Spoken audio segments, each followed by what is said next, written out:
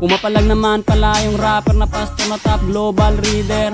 At least di ka na sa CR kumakanta, wala ng echo sa shower. Kahit pa paano ay hindi na masyadong nagtutunog misa. Kaso nga lang katunog mo pa rin yung mga tito kong lasing pag kumanta. Para sa huling banat, wala na sunod na ribat.